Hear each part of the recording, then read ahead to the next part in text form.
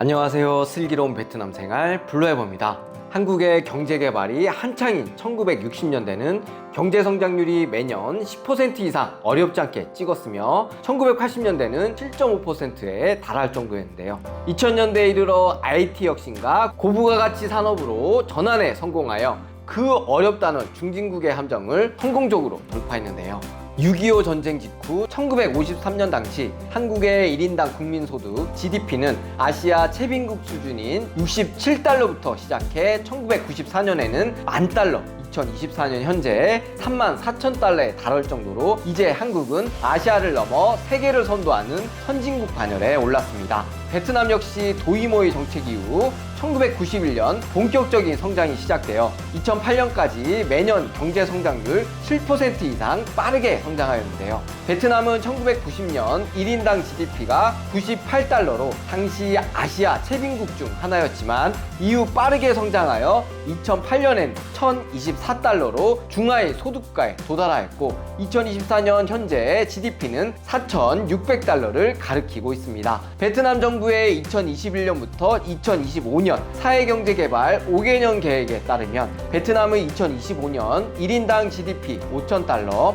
2030년 7,500달러 고지를 넘어서 2045년까지 고소득 국가 기준인 12,700달러에 진입하여 명실상부한 동남아시아 3대 선도국가 안에 들어간다는 목표를 세웠는데요. 이를 위해서는 매년 최소 연 7% 이상 경제성장률을 유지해야 달성할 수 있다는 계산이 나오게 됩니다. 2012년 세계은행 총재보고서에 따르면 1960년 중소득 101개 국가 중 2008년까지 고소득 국가에 도달한 나라는 단 13개 국가뿐이라고 언급할 정도로 선진국으로 가는 길은 무척이나 좁습니다. 사실 선진국을 제외한 나라들 대부분이 현재 중진국의 함정에 빠졌다고 볼 수 있는데요. 베트남 역시 중진국의 함정을 바로 눈앞에 두고 이대로 그냥 주저하느냐 아니면 앞으로 더 전진하느냐 하는 중대한 기로에 서 있습니다. 베트남에서 생활하며 평소 베트남에 대해 아무리 긍정적인 시각으로 본다고 하더라도 저는 다음 5가지 이유로 인해 베트남이 중국과 같이 중진국의 함정이라는 고비를 넘기 어렵다고 생각하는데요. 오늘 그 핵심 이유를 알려드리도록 하겠습니다. 참고하셔 베트남 투자와 사업에 성공적인 계획과 현명한 결정을 내리는데 도움이 되길 바라겠습니다. 자, 그럼 출발합니다. 믿고 따라오시죠. 2023년 1월 한국에서도 널리 알려진 응우엔 수원 푹 베트남 추석이 사실상 경질되었는데요. 경질 사유는 코로나19 팬데믹 기간 백신과 관련 의약품 선정 과정에서 일어난 막대한 금액의 뇌물수수였습니다. 베트남 국민은 물론 외국인 시각에서도 미래의 베트남 경제 발전을 막는 가장 큰 장애물은 뭐니 해도 지금도 현재 진행 중인 악명 높은 부정부패인데요. 베트남 국민 역시 79% 이상이 부정부패가 심각한 수준으로 느끼고 있으며 특이한 점은 상위 계층으로 올라가면 올라갈수록 부정부패를 더 심각하게 여긴다는 점인데요.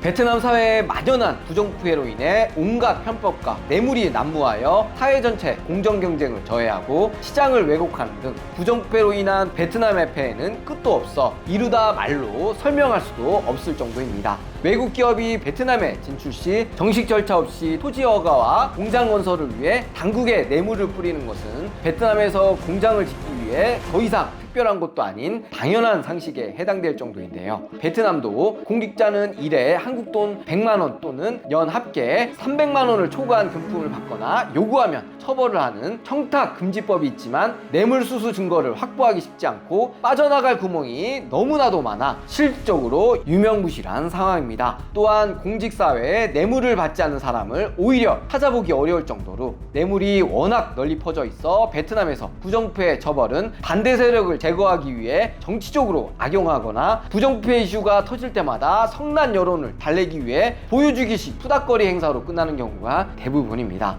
뇌물을 당연한 간행으로 여기는 베트남 공직사회 분위기도 큰 문제인데요. 공무원들은 어차피 진행하는 거 돈이라도 받자는 마인드가 워낙 강하기 때문에 사업적으로 베트남 진출을 고려한다면 이러한 공무원들의 부정부패를 어떻게 대응할 것인지 반드시 적절한 준비가 꼭 필요합니다. 베트남은 아시다시피 사회주의 국가인데요. 이에 국가 자체 프로젝트가 많고 이에 따른 공기업의 수, 규모와 파워 모두 최상위권입니다. 효율만을 쫓다가 공공성을 해칠 수 있는 전기, 철도, 도로, 수도 등 공공재들은 공기업 운영이 바람직하지만 베트남 하노이 비어처럼 맥주 회사까지 공기업일 필요는 전혀 없는데요. 공기업은 효율을 추구하는 사기업보다 덩치가 크고 방만해지기 쉬워 요즘 빛보다 빠르게 변화하는 최신 트렌드에 따라 신속한 의사결정과 빠른 액션을 취하기가 무척 어렵습니다. 경영진 자체도 실적에 따라 평가를 받는 것이 아니라 본인 자리 유지에 집중하여 기업의 기본 가치인 혁신과 도전보다는 본인의 안위를 위한 결정을 내리기가 쉽습니다. 진행하는 사업에 내실이 없고 치적 쌓기용 보유주기식 프로젝트가 대부분이라 실제 득실을 따져보면 사업 자체가 내실이 없는 개털인 경우도 무척 많습니다. 앞으로 세고 뒤로 미치는 베트남의 방만한 공기업 운영은 베트남 경제의 비효율성의 핵심 원인이 되고 있는데요. 사회 전반에 퍼진 브레이크 없는 방만한 공기업 운영은 불투명한 베트남 행정제도와 취약한 산업 인프라, 낮은 자체 기술 경쟁력과 더불어 베트남 경제 발전에 더 이상 치료가 불가능한 암적인 존재가 되고 있습니다. 베트남 소비자 물가 상승률은 2022년엔 3.2%로 베트남 정부 목표치인 4%보다는 낮게 나왔는데요. 그러나 2022년 4분기를 시작으로 최근 통계인 24년 4월 역시 물가 상승률이 4.4%가 나오는 등 베트남 정부 물가 상승 목표치인 4%를 상회하는 결과가 나오고 있습니다. 통계 수치와 별도로 서민들의 체감상 물가는 상승 수치보다 훨씬 더 심각한데요.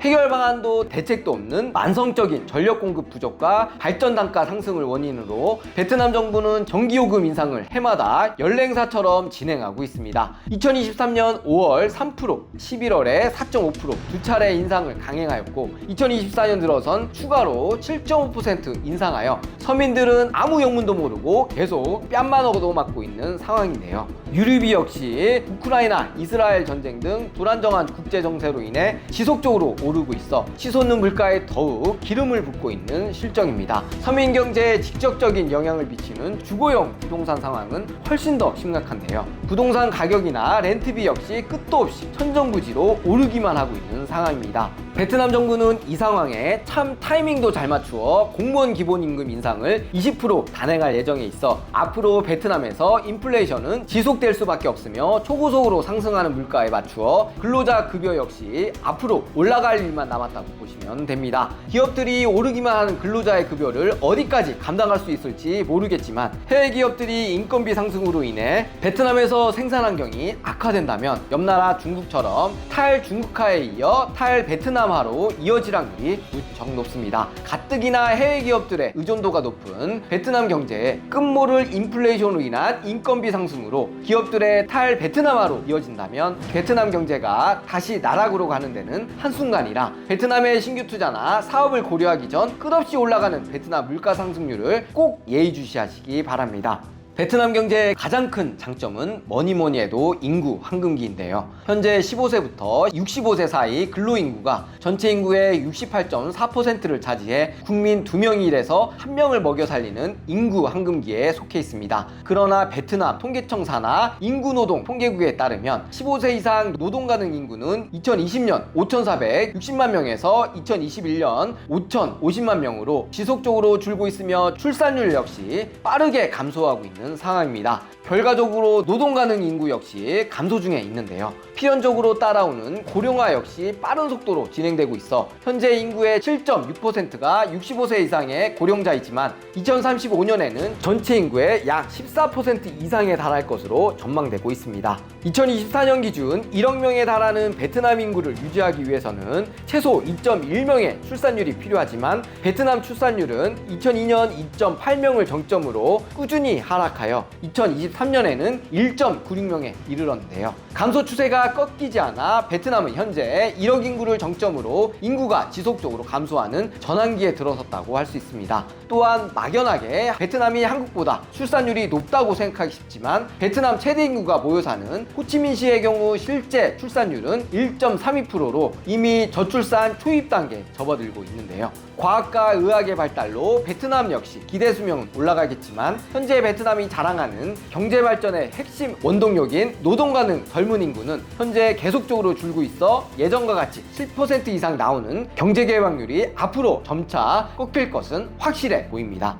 제조업 기반 경제에 꼭 필요한 중요한 인프라는 여러 가지가 있는데요. 그중 우선순위를 매긴다면 안정적인 전력 공급은 항상 가장 앞에 나오는 핵심 요소 중 하나입니다. 특히나 다가오는 미래 산업으로 각광받는 로봇 산업, AI 기술 등은 전기를 잡아먹는 하마로 알려져 있어 안정적인 전력 공급 능력은 한 나라 경제에 명운이 걸린 핵심 경쟁력이자 필수 불가결한 요소라 할 수 있는데요. 베트남의 주요 전력 공급원은 현재 수력, 석탄, 가스 등의 화력 발전에 절대적으로 의존하는 특징을 보이고 있습니다. 전력 생산이 늘어나도 모자랄 판에 최근 라오스 메콩강으로부터 시작된 베트남 북부 산악 지역의 수자원의 계속적인 고갈로 인해 수력 발전량 역시 감소하고 있어 베트남 당국의 속이 타들어가고 있습니다.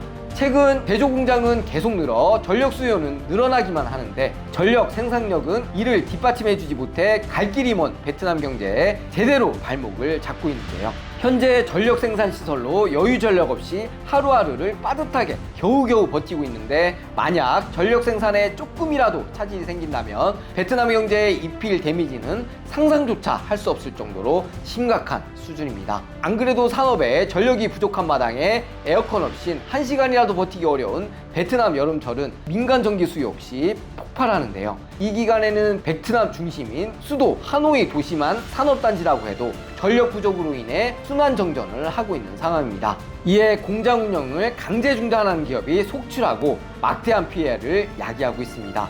이게 무슨 1960년대 이야기도 아니고 현재 2024년 베트남 산업에서 목격되는 광경인데요. 특히나 휴대폰 등 첨단 제품 생산을 주력으로 하는 한국 기업들의 공장에서 생산 중 갑작스러운 정전으로 인해 생산 라인이 멈춘다면 라인에 걸려있는 모든 원재료나 제품들은 양품 기준에 부적합해 대부분 폐기 절차를 거치는데요. 베트남 정부로부터 기업의 피해에 대한 합당한 보상 역시 기대하기 어렵고 결과적으로 기업만 손해를 볼 수밖에 없는 구조입니다. 발전기가 있어 갑작스런 정전에 대비한다고 하지만 발전기 생산 전력은 사무 업무만 가능한 수준이 대부분이라 기업들은 전력 부족으로 생산과 배송에 심각한 차질이 생길 수밖에 없으며 이로 인해 입은 막대한 손해를 기업들은 베트남에 공장을 지은 게 죄라고 어디에 하소연도 못하고 감내하고 있는 상황입니다. 이에 현재 근본적으로 해결할 수 있는 유일한 방법은 바로 신규 원전 건설입니다. 그러나 원전 중에서도 대형 원전인 경우 건설 기간이 최소 10년 이상 소요되어 한시가 급한 베트남 입장에서는 기다릴 처지가 못 되며 원전 기술의 발전으로 인해 건설 가능 지역 한계 좀 더 자유롭고 건설 기간도 2년이면 가능한 소형 원전 SMR이 베트남의 현재 유일한 현실적인 대안입니다. 베트남도 다가오는 전력 부족을 예상하여 원래 2009년 원전 2기 건설 계획을 승인하여 대비했지만 일본의 재앙적인 후쿠시마 원전 사고를 마음 졸이며 지켜보다 안전성 논란과 건설비 문제로 2016년 원전 계획을 중단시켰습니다. 그러나 최근 심각한 전력난을 겪어온 베트남은 기존 화력과 친환경 발전으로는 다가오는 전력 수요를 더 이상 감당할 방법이 없어 부랴부랴 원전 건설을 재검토하고 있는 실정입니다. 공사가 시작된다고 해도 완공돼서 전력 부족 문제가 해소되기 전까지는 정말 누군가가 내 눈을 갑자기 가린 것처럼 베트남 경제의 미래가 깜깜한데요. 그동안 다른 나라들이 손가락 빨고 기다리고 있는 것도 아니고 전력 부족 문제는 베트남이 중진국의 함정을 벗어나지 못하게 하는 결정타라 하겠습니다. 이러한 5가지 근본적인 문제들을 베트남이 해결하지 못한다면 베트남이 중진국을 향한 도약은 잡힐 듯 잡히지 않는 신기루라고 생각하며 부디 베트남 정부와 국민들이 올바른 선택과 모든 역량을 집중하여 다가올 중진국의 함정을 슬기롭게 극복할 수 있기를 간절히 바랍니다. 오늘 베트남 중진국의 함정에 대한 이야기는 여기까지입니다. 영상이 도움이 되셨다면 구독, 좋아요, 알림 설정 꼭 부탁드리고요. 저는 베트남에 대해 좀 더 도움이 되는 영상으로 다시 찾아뵙도록 하겠습니다. 오늘도 영상을 시청해 주셔서 진심으로 감사드립니다.